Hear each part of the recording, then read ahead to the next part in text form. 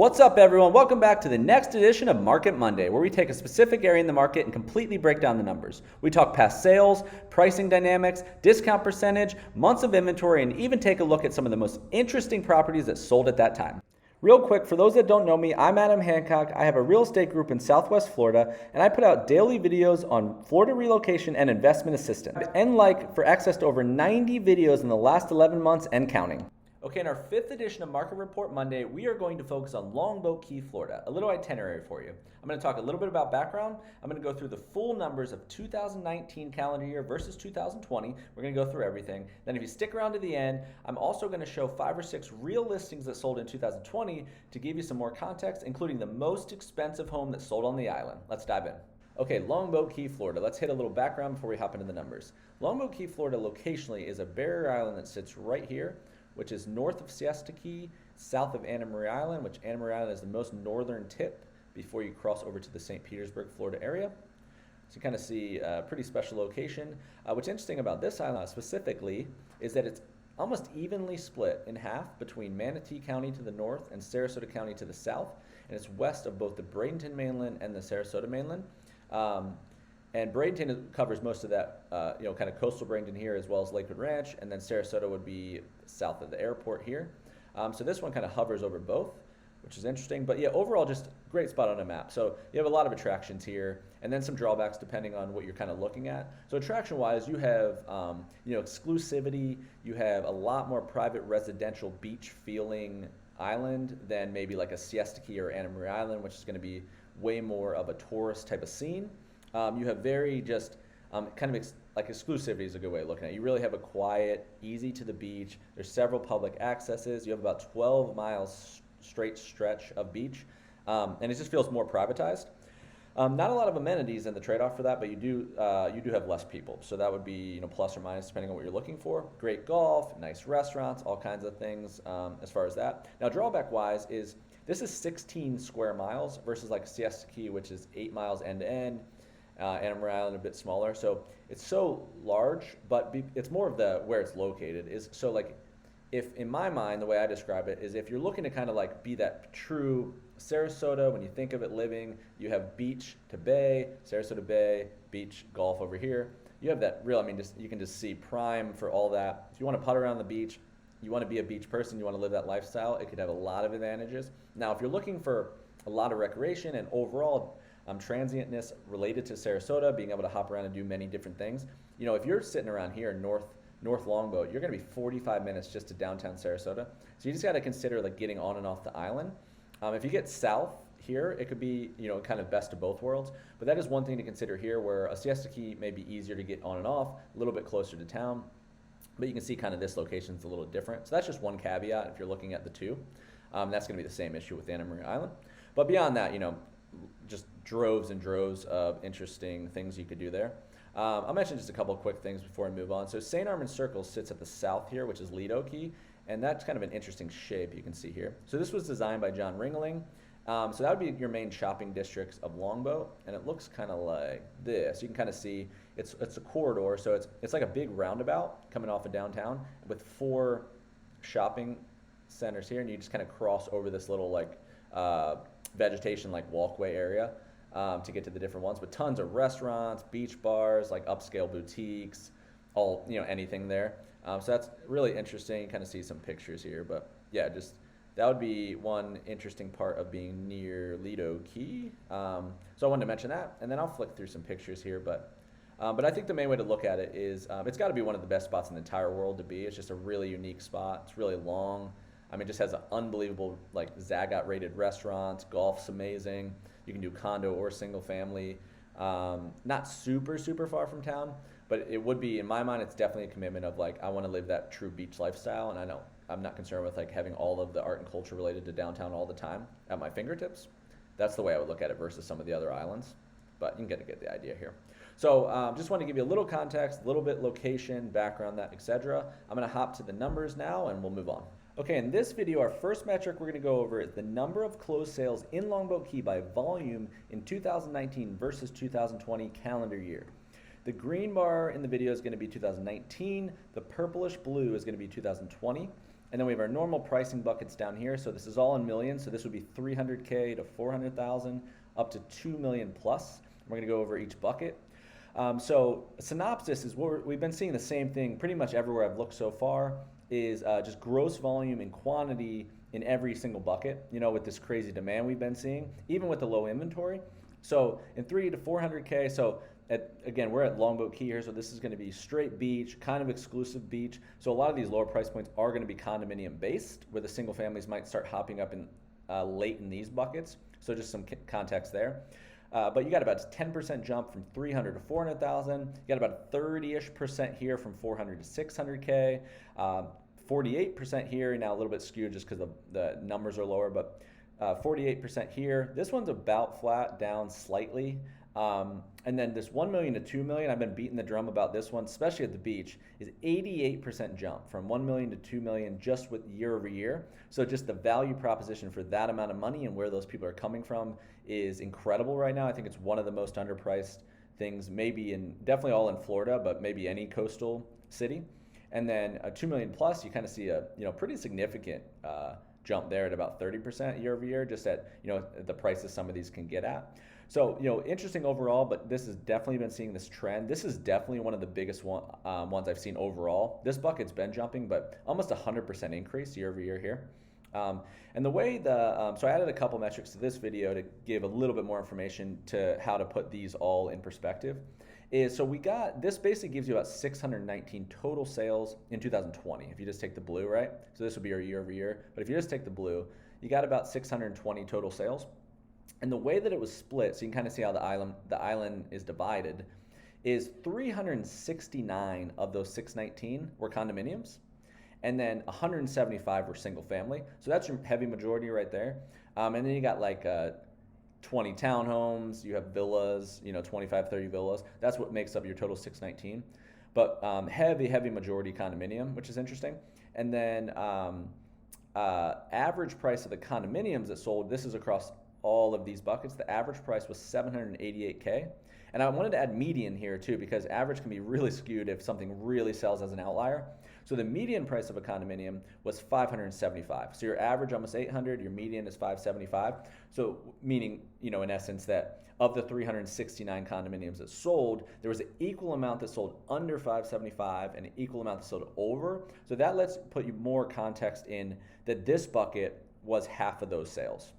And then all of these buckets made up the other half. And then single family, of the 175 that sold, the average was 1.7 million. And then the median price is, so that's the average being much higher than the average in Siesta Key, and the median being 1.1 million. So the 175 you have, and that's even more interesting, right? So the average being 1.7, but you have an equal amount that are over 1.1 million and under 1.1 million. So, and again, like when you look across these buckets, you're barely hitting single family here and a lot more single family here. So just not as much moving at that range because of, how these islands are based heavily on condominium. So I hope that gives you a little bit more context. And across all of the buckets, all of the home types, you have the average price of just under $1 million. So let's hop now to our second metric and get a little bit more information there. Okay, our second metric for this video, average sales price per square foot in Longboat Key year over year from 19 to 20. So I like this one because this one gives this gives context to almost like, are people overpaying? What's the premium year over year on a square footage basis? So it kind of gives some insight there versus just price overall. So these numbers are showing very consistent what I've been seeing all over the place, is the general feeling in people I speak to, and I have this conversation a lot, is that people are grossly overpaying. And the numbers have definitely been not showing that. They're showing slight increases from supply and demand, from comparable housing, from appreciation year over year, but people aren't just grossly overpaying because the demand relationship. So you think low inventory, really low inventory, like historic lows, and then you see all these sales increases. So more buyers, less inventory, and that typically that would create some feeding frenzy, which it is, but it's a lot more related to how difficult it is to win a house, not people are just overpaying to win. So, and these numbers are showing the same thing. So this leans a little bit more to like a savvy buyer, which is good, right? So if something's out of whack, it's priced too high, or it's positioned incorrectly, then those are typically sitting or removed from the market, and when they get to the right criteria, bucket, buyer relationship, then they're purchased, and it happens quick. So at the lower bucket, you see about a 1% dip actually here, so a little bit cheaper to buy this year than last year per square foot. You see kind of in this bucket, really heavy condos, just about 3 points up is what this would be worth. Then you're seeing again about a 1% increase here, so again, just slight increases. In the 800 to a million bucket, this is kind of my oddball bucket. You're seeing about 11% dip. You know, in my mind here, this relates a lot to like kind of like a premium condo. So it doesn't really get you to a great single family range, but it does get you to a nice condo range. And you know, they're having to sell these a little bit less than the previous year in order to move them. The 1 to 2 million, where you see that 88% jump in sales volume, only about 3 points up. So it's happening quick, it's happening more, but not crazy increases. And then at 2 million over, you're seeing about a 4%. Now these prices are huge there, so a lot of things that could play into there, but about a 4% increase here. So again, general synopsis of this one is just, again, I'm seeing slight increases. That's definitely going to happen with the demand. Every year it's going to get more expensive to recreate these very old school real estate rules, as far as we're not going to get closer to the water. Entire island is a barrier island, beach to bay, sits in Sarasota, where a lot of people are trying to get to. Those things are always going to exist. So year over year, you're going to have that happen either way. But in a market like this, which is frenzied, I'm not seeing just crazy premiums paid to win the same properties as the previous year. So that's a good thing. We're going to hop to number 3, which is going to be the discount percentage, which then correlates to this chart. So let's move on. Okay, the third metric in this video, average discount on sales price in Longboat Key year over year. So this one's cool because it's basically like our last one was what they might have paid as a premium. This is the discount price between not square foot differences, but the actual list price versus the sales price. So it gives it how much discount was a buyer able to achieve versus what the seller was trying to get. So nice little correlation for what's happening in the market. It's one of my favorites. So what you're seeing here is if that percentage is higher the year before, that's the higher discount, right? So this would be a decrease in discount achieved. So this is going to make a lot of sense versus normal demand. Is that now while people aren't paying a premium, they are getting less of a discount than they were able to get the last year versus list, right? So they could pay full price or over asking price. And still be under the square footage from the previous year. So these two charts kind of go hand in hand, if that makes sense.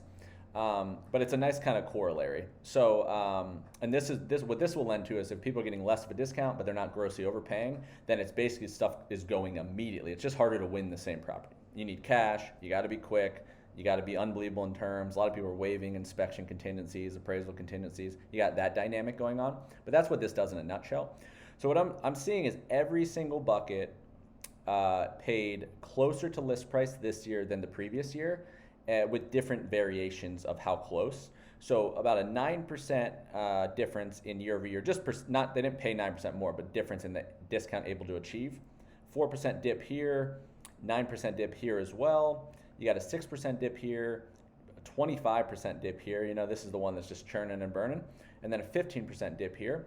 So it's kind of a quick one, but again, I think I really like this one, a lot of context I think it adds here if you look at it appropriately. And then just a couple other quick hitters before we move on to the last one is so of that 619 I mentioned of blue sales, so 619 total sales above 300K moved in Longboat Key in 2020. 335 of those were cash. So that's kind of what I mentioned there. Now, interesting, 248 were actually conventional loans. A lot of the really expensive competitive property on the beach moves in cash. A lot of that money is Canada, Chicago, Europe, New Jersey, New York, and California. So they're kind of weighing that retirement, they're weighing the second home, the investment for later, that whole deal. So most of it's cash, but you do have a good bit of conventional as well. And then just a little bit more context on like total cost of ownership. So tax-wise, the average tax of the 619 in 2020 was just over 10 grand. And then the median tax was just over 7 grand. So high in perspective of like mainland Sarasota, but really not crazy because one, what people have told me they're paying in other states is insanity and not even close to the water. And two, like a lot of Lakewood Ranch landed tax cost, including CDD, is going to be the 4 to 5, 6K anyway annually. So not crazy to say for the trade-off of where you're at. Now you're going to have flood insurance here as well. as you're in zone AE because of the water proximity, but elevation and all these kind of things matter on how much you'll pay there, but that's just food for thought. And then square footage to finish, the square footage average was about 2,100 square feet overall. You got a lot of condos and stuff that are weighing that down and up. And the median square footage was 1,600 total. So that really lays into that condo. There was an equal amount of those 600 properties that were under 1,600 square feet. So you're going to have a lot of those like efficiencies, a lot of those like 1,200, 1,000 square foot condos. So that gives you a little bit more just context related to the total property movement and ownership. And I'm going to move on to my last metric before we go to the listings. Okay, our last metric, another oldie but goodie, months of inventory in Longboat Key, Florida as of December 2019 versus December 2020. So another crazy thing we've been seeing in this market is just the pure scarcity of resale inventory, which is allowing all of these crazy demand supply relationships to exist, which is interesting though with the amount we're able to support these 50, 60, 70% bucket increases in volume of sales with inventory lower than it's ever been. So, kind of interesting there. So there's not a lack of inventory nor an ability to increase sales overall, but there's a lack of inventory and ability to buyers to have much of an advantage at all versus sellers. So you're seeing this is months of inventory that it would require to sell the rest of the homes on the market if not another home is listed at all. So at the 300 to 400, we went from 5 months to 2 months. You went 8 to 1 month at 400 to 600, which is crazy. It's condominiums there. 8 to 2 at 600, 800, a lot more condos there as well. So these are really being bought up by folks out of state. Kind of flat at 8 to 1 million. Again, this is oddball every time. 1 to 2 million. This was kind of interesting. So I haven't seen this a lot. Is you have the exact same amount year over year in the 1 to 2, but an 88% in volume increase, which is just crazy in a lot of respects. And then 2 million plus is pretty insane. So you had a rather large increase in volume there, but 19 months on market the previous year versus 6 this one. And a lot of these properties, I mean, if you think about these luxury properties, who buys them and their ability to like travel and it's a smaller pot of people that are even in play for a lot of these properties over 2 million. So what I'm seeing a lot on this one is that this could be one of the ones that swings back as COVID concerns start to get alleviated a little bit with the vaccination and people feeling more confident in traveling, is that a lot of these folks that maybe would have listed their home in 2020 just chose not to, just because they don't need to. It's not a desperation situation. It could very well be an investment. They have liquidity and they have equity, and they're going to wait until they have a good shot at actually selling it in a reasonable amount of time. So we could see this one swing back, but nonetheless, rather large dip there. So that kind of wraps this up. I hope that was valuable. I want to hop to show some real listings that sold in 2020 to give you a little bit better idea before we wrap up. Okay, to finish off this video, I wanted to go through some real listings that sold in 2020. We're going to look at 7, and these all are a good example of kind of what that bucket's giving you. I'm going to go through rather quickly so we don't make this too long, but I'm going to hop in from lowest price to highest. So a few condominiums and a few single families. So let's hop in. Our first property is a condominium, kind of unique one. So this one is located in Cedars East, it's called, I want to show you perspective where it sits on the island. So it's rather north of the island and on the bay. And I'm going to flick through some pictures here while I talk about it. So located in Cedars East condominium, it's about 500, and you can see the little enclave here. I thought it was cool the way it was positioned, so I picked this one. So this one was listed at $352,000. It sold exactly at $352,000. It took 2 days to do that. And this was built in 91, so definitely remodeled, but you can see kind of popcorn ceilings and some of that. And this one sits at an average monthly fee of about $585, which you're going to have associations related to the condo and the neighborhood on top of that. But you can kind of see again, $352,000. So I thought this one was a really good bang for your buck as far as location and what you're getting. And very much like says condominium, but very much feels more like a townhome type of thing. And really nice, I thought. And I like the little enclave neighborhood. Almost feels like it was like northern up on the Atlantic coast somewhere. But kind of good value here. Community pool, you have some community amenities in addition to that. So again, $352,000, I thought it goes a long way here. So pretty cool. All right, let's move on. So our second one, we're going to look at another condominium in the next bucket. So that was our 300 to 400. This one is going to be in our 400 to 600. So this is a 1,200 square foot condominium, And let me show you location real quick. Boop, boop, boop. So a little further south here, where the first one was up here, this one's here. And again, I'm going to show you some pictures here. So this one was listed at $569,000, built in '77, and it sold in 3 days. And this one sold at $545,000. So $545 versus $569 they were trying to get. 1,200 square feet under central air. It was a 2-bedroom, 2-bath, real like kind of Florida style floors. This one is $875 a month on average fees for the condominium and association. Your taxes were just under $10K annually here. And you kind of get an idea here. So kind of see another condo. This one was like you see the view on the beach here. So that's why I picked this one. The other one was on the bay. So you're beach to bay on everything here. So yep, give you an idea here. Okay, let's move on to our third one. Hope I'm going quick enough here. Don't want to bore you guys, but I just want to show you what really moves here so you can get an idea of if you're shopping around. Okay, so this one is our first single family, and this is going to be a single family that sits on the lower end of that price range as far as Longboat Key goes. Because again, our average, our median was 1.1 million. This is at 770K. It moved. And this one is in Bay Isles, it's called. So this was in a kind of a unique part of it. So again, further south, which I really like the southern part because you get access to downtown still without being crazy. So this sits in this little area. So you're on this bayou, which by Sarasota Bay. And let me flick through some pictures here. All right, so this one's off of Bayou Sound, real Florida style elevation in the front there. So it was listed at $789,000. It sold at $770,000, like I said. 2 days on market again, so you see these things are moving quick. And this one is 1,912 square feet interior. It's a 3-bedroom, 3-bath, again in Bay Isles. And it's only 100, so because of the age, it was built in '82, because of where it's based, it's only $140 a month on average for the association. So again, cost of ownership here, this would be a really good bang for your buck as far as single family. And this one has a pool. So we'll get to that in a second. But again, this is 3 beds. I know I'm going quick here. You got a nice outdoor, so an upstairs outdoor deck here, and you got that, meaning that full pool area. So again, for $770 on Longboat Key versus the average home and regular garage. So pretty really. And this one I thought was really solid for the price. You got this little bayou, you got the bay on this side, you got the beach over here.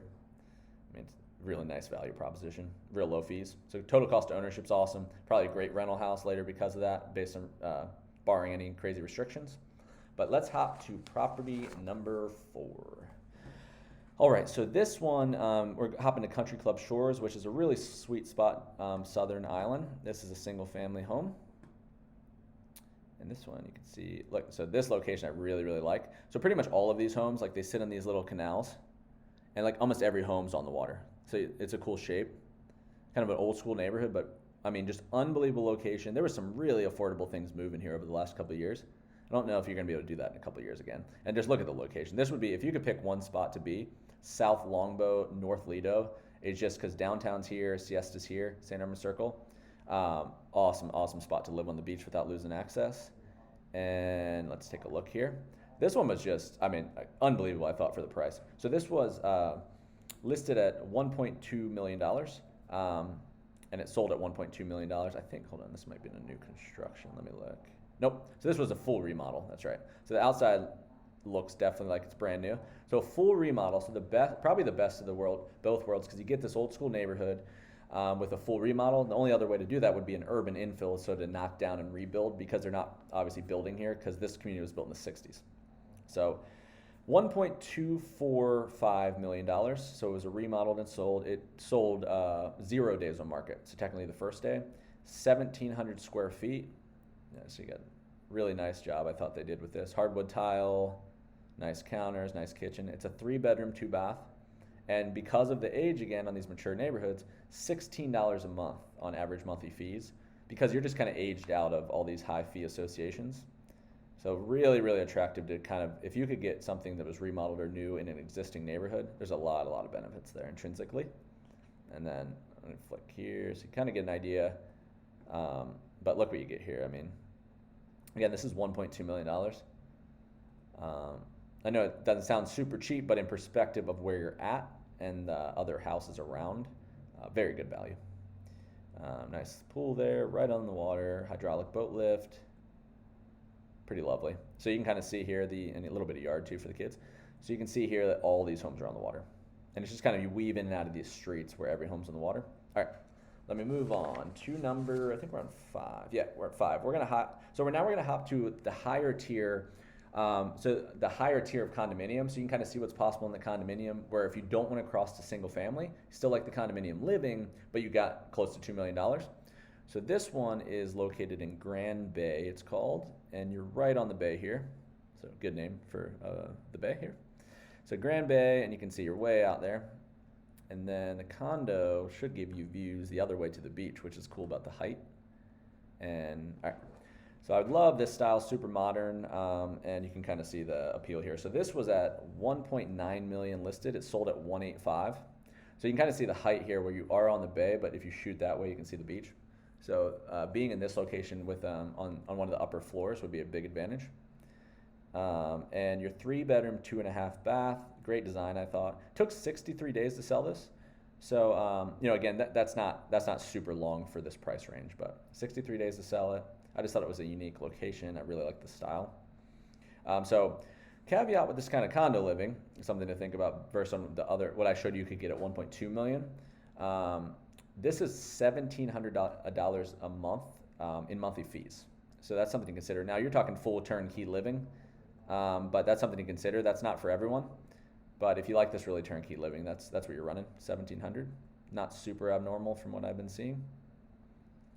And you just have turnkey is the best way to describe this whole experience. So you got your own stuff, you have all the community stuff, great views, lovely location. All right, now I'm gonna get into those upper tiers. I'm gonna show one at the, because of the average price on the island, I wanted to show one in the 3 millions to see because we saw a $1.2 million single family. I wanna show a 3.5 million single family to see the difference. And then we're gonna hop to the most expensive property that sold via MLS through a realtor in 2020 on the entire island. So this one's in Lighthouse Point. So you're getting to these real kind of exclusive neighborhoods here. And Lighthouse Point, I'll show you, is located right here. So I keep preaching this southern Longboat Key thing. Look at where this one sits. So this is kind of like Bird Key over here. You might have heard about, but it's the pure location. In my mind, the value here is not losing access to all the stuff you'd be in Sarasota for, and even Siesta Key and kind of hopping around, but you're sitting right on the fringe here. So unbelievable location, really close to the beach. Okay, so 3.5 million. See what that does for you here. So this is a four bedroom, 4.5 bath.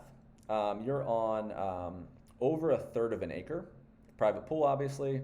It was listed at $3.8 million and it sold at 3.5. And it took 240 days to do so. And kind of flip through here. So the inside's a lot of upgrades in here, but just design-wise, I thought it was built in 2001, and I think that really shows. So a lot of people are liking this hyper-modern stuff, but and again, this has like really, really upgraded stuff if you know what you're looking at. But as far as just overall style, I think the aesthetic was a little anticlimactic for the price range. But it's all perspective, the location, and you can kind of see some of the age show through here. But the bones are amazing, location's unbelievable, huge acreage. This one's about $500 a month in monthly fees. You have a nice modern pool there, obviously water access. So you get the idea here. Okay, now let's skip to our 7th and final property.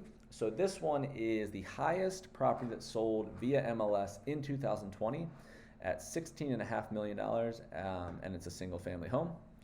And this one is located in Regent Court. And again, you kind of get the theme here of like this southern part, but this one's would be on the beach side. So that's a huge, huge appeal because the bay is going to be, for the most part, a lot cheaper to achieve. Okay, so this one is in Regent Court, like I mentioned. It was a 6-bedroom, I mean, look at this thing. 6-bedroom, six and 2.5 baths. They listed it at 19.7.5, and they got, the person that got it at 16.5. So pretty good discount there. But you can kind of see this thing, it looks like a museum. Let's see, you got almost 20,000 square feet, and look at these intricate ceilings, almost 20,000 square feet under central air. It's about $900 a month in fees. I think I mentioned that. And this one's on over an acre, and it has 140 feet east-west of water frontage or beach frontage. And myriad of custom touches here, just crazy elegant. So really, really specialty buyer, obviously. This one took a little over a year to sell. So not bad in the grand scheme if you think about how intricate it is and how many people this can appeal to. Full-on movie theater. I'm gonna get to some of the outside pictures. So look at this, unbelievable. Just crazy views on the beach. Pretty incredible. So highest price that sold in Longboat Key over all of last year. All right, so let me move over and wrap up. Please stick around. I got some helpful things I want to touch on, and we'll hop over there.